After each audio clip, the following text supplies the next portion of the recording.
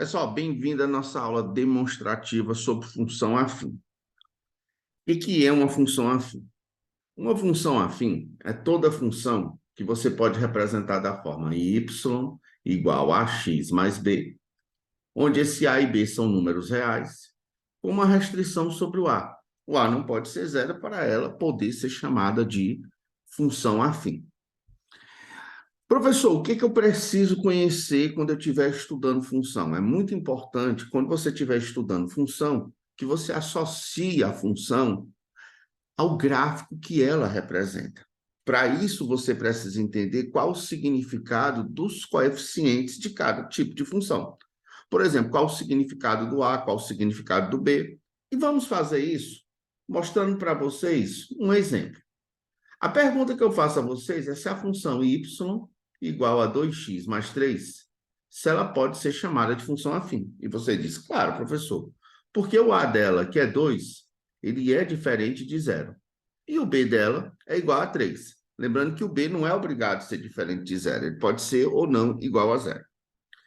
O que eu tenho que fazer? Eu tenho que entender o que esse a representa, o que esse b representa. Para isso, vamos analisar qual é o comportamento da função à medida que eu variar os valores de x. Por exemplo, quando x for 0, eu percebo que o y da função é igual a 3. Então, eu já percebi que esse b representa exatamente o valor da função quando x for 0. Você sabe que isso, graficamente, representa o ponto onde o gráfico intercepta o eixo y. Porque toda vez que o gráfico de uma determinada função interceptar o eixo y, naquele ponto de interseção, o x vale 0. Então, eu noto que o x vale 0 quando o y for 3. Então, eu descobri que esse b representa exatamente onde o gráfico intercepta o eixo y. Mas, professor, você precisa entender qual é o significado do a. Como é que eu vou fazer para achar o significado do a? Eu vou continuar fazendo os valores de x variar e percebendo o que ocorre com os valores de y. Acabamos de ver que quando x for 0, o valor do y é 3. Se o x for 1, o valor do y passa a ser 5. Se o x for 2, o valor do y passa a ser 7. E aí, é muito interessante que você vai atrás de padrões.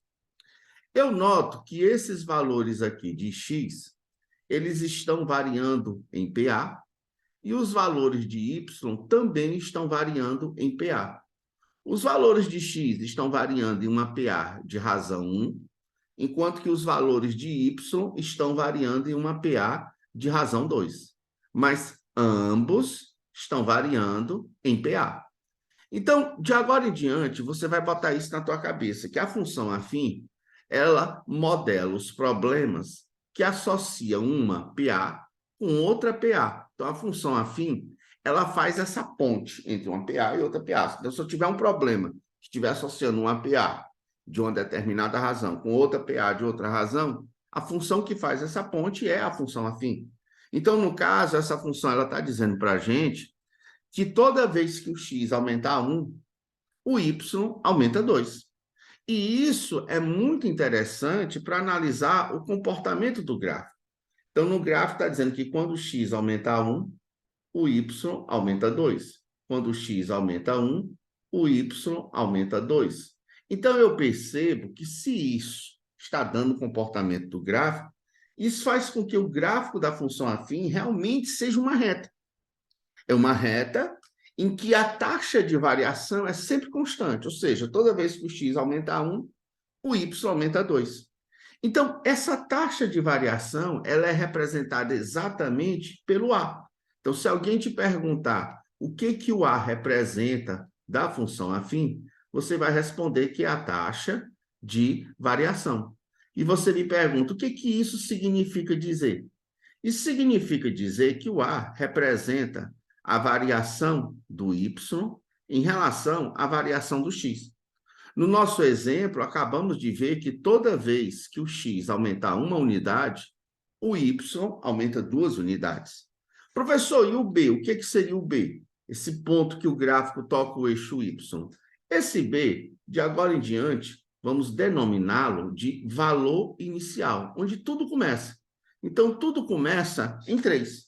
Então, a partir de 3, eu noto que toda vez que o x aumenta a 1, o y aumenta a 2. Quando você passa a ter essa ideia, você passa a enxergar a função afim com outros olhos. Então, se, por exemplo, eu colocar a função y igual a 3 meios de x mais 7, essa função ela está conversando com a gente. Ela está dizendo para a gente que essa função ela começa por qual valor inicial? Por 7. E que a taxa de variação é 3 meios. E o que isso significa dizer? Significa dizer que toda vez que x aumenta 2, o y aumenta 3. Então, como é que ia ficar o esboço do gráfico dessa função? Vamos lá. Essa função começa por 7. Como a taxa de variação é 3,5, ele está me dizendo que quando o x aumentar 2 unidades, o y aumenta 3 unidades. Quando o x aumenta 2, o y aumenta 3. Isso vai me dar uma ideia quase de imediato de como é que vai ficar o esboço do gráfico dessa função. Então, aí está o gráfico dessa função. Vamos até representá-lo de uma cor vermelha, fica melhor de vocês analisarem. Então, esse aqui em vermelho seria o gráfico da função y igual a 3 meios de x. Então, professor, eu percebi que analisar uma função afim, ela fica muito simples. Basta determinar qual é o valor inicial, que é o b, e qual é a sua taxa de variação. E o que vamos fazer agora seria uma questão do Enem sobre função afim, onde, se você tiver em mente que toda vez que você tiver uma função que associa uma PA com outra PA, a função que faz essa ponte, a função que modela esse tipo de problema é a função afim. Então, a modelagem da função, isso é muito importante você ter em mente. Toda vez que você estiver estudando uma função, você tem que ter em mente qual o tipo de problema que ela modela. Porque assim fica muito mais fácil você identificar as questões e saber qual é o tipo de função adequada para responder aquela questão. Então, vamos resolver agora uma questão do Enem. Essa questão, ela caiu no Enem 2022. Ela disse que uma loja de roupas fixou uma meta de vendas de R$ 77 mil para um determinado mês, de 30 dias.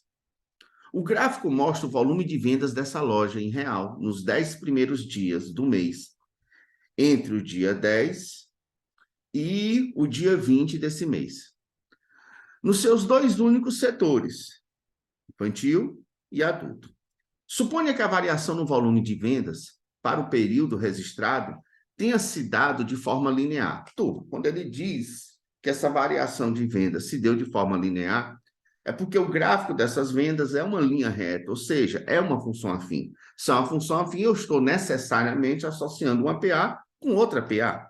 Por exemplo, se eu considerar as vendas de roupas adultas, eu percebo que do dia 10 até o dia 20, se passaram exatamente 10 dias. E que nesses 10 dias, o volume de vendas caiu de 18 mil reais para 15 mil reais. Ou seja, que o volume de venda caiu de 3 mil reais. Como isso é uma função afim, associa uma PA com outra PA, então eu estou associando uma PA de razão 10 com a PA de razão menos 3 mil. Ou seja, toda vez que se passar 10 dias, o volume de venda vai cair 3 mil reais. Então, eu percebo que do dia 20 para o dia 30, se passaram mais 10 dias. E como ele disse que o comportamento dessa função é linear, então isso aqui vai continuar sendo uma reta. Isso significa dizer que toda vez que se passar 10 dias, o volume de vendas vai cair de 3 mil reais. Então, se passou 10 dias, o volume cai de 3 mil reais. Como no dia 20 eu estava com 15 mil, e do dia 20 para o dia 30 se passaram 10 dias e caiu 3 mil, isso significa dizer que no dia 30 o meu volume de venda vai ser exatamente 12 mil reais, porque caiu de 3 mil reais. E o raciocínio análogo eu faço para as roupas infantis.